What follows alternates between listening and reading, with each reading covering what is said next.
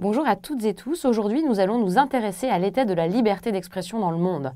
Avoir le droit de s'exprimer dans une démocratie instituée devrait être ressenti par les citoyens de ce système comme le droit à la vie ou le droit de respirer, qui n'est pas encore encadré juridiquement d'ailleurs.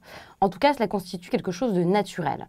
C'est une action intégrée à nos actions quotidiennes, sauf que, ne nous y trompons pas, le droit à la liberté d'expression n'est pas partagé unanimement dans le monde.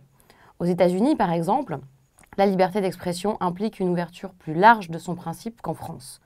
Paradoxalement, alors que les États-Unis ont une réputation d'avoir intégré un puritanisme diffus dans toute la société, il existe très peu de restrictions à pouvoir exprimer ses opinions, à condition que l'on ne restreigne pas la liberté des autres. On peut se moquer des institutions ou des personnages politiques. George W. Bush a été singé de nombreuses fois, Bill Clinton a dû également être représenté de nombreuses fois avec l'affaire Monica Lewinsky. Sauf qu'en France, la liberté d'expression est due de plusieurs manières. La conception même de la liberté d'expression n'est pas admise par l'ensemble de la population de la même manière dans un pays comme la France. En effet, notre pays a une définition restrictive de la liberté d'expression. La DDHC, la Déclaration des droits de l'homme et du citoyen, définit la liberté d'expression comme un droit inaliénable des personnes, mais en même temps, il est interdit en France par la loi d'exprimer des opinions qui ne correspondent pas à la morale générale du pays. Il existe des lois qui limitent la liberté d'expression, par exemple le racisme ou l'intolérance religieuse sont punis légalement. La diffamation pose la question aussi de la limite de la liberté d'expression. L'affaire des caricatures du prophète Mohammed et l'attaque du journal Charlie Hebdo, qui avait republié les caricatures élaborées au Danemark en 2005 par le journal Jyllands-Posten, le prouvent. On a pu entendre une partie de la population de nationalité française ne pas partager la défense, place de la République, du fameux « Je suis Charlie ». Ainsi, cette liberté d'expression n'est pas conçue de la même manière par tout le monde. Pourtant, une législation existe. La liberté d'expression a été encadrée juridiquement à l'échelon international après la Seconde Guerre mondiale. En effet, la Déclaration universelle des droits de l'homme, DUDH, écrite et adoptée en 1950, l'a mise en place.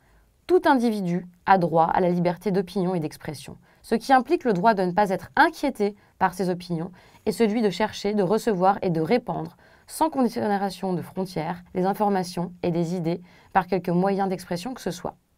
Le pacte international relatif aux droits civils et politiques, PIDCP, en 1966, procède de la même logique, dans son article 19 également. Ainsi, les processus de manifestation de cette liberté d'expression sont bien évidemment enclenchés par des acteurs clés, comme les journalistes des différents médias, mais aussi les associations, les groupes de pression, les syndicats. Tous les acteurs qui peuvent créer un discours d'opposition ou de contestation à un discours officiel, en fait. La liberté de la presse est un bon critère d'évaluation du degré de respect de la liberté d'expression dans le monde. Comme on le voit donc sur la carte, qui est donc justement en face de vous, on peut se rendre compte d'une chose, c'est que le niveau de développement n'est pas toujours corrélé à une liberté très exacerbée. Regardons la Chine, le Brésil, dans une moindre mesure. Évidemment, on a évoqué tout à l'heure la France et les États-Unis, mais d'après l'ONG RSF, Reporters sans frontières, la France arrive en 45e position et les États-Unis en 41e place. En revanche, l'Europe du Nord est très bien placée. Ce sont les bons élèves. Ainsi, nous demandons, nous, aujourd'hui, dans un monde semblant acquis au respect des droits de l'homme, comment protège-t-on la voix des journalistes qui sillonnent et racontent le monde et qui garantissent la liberté d'expression dans le monde.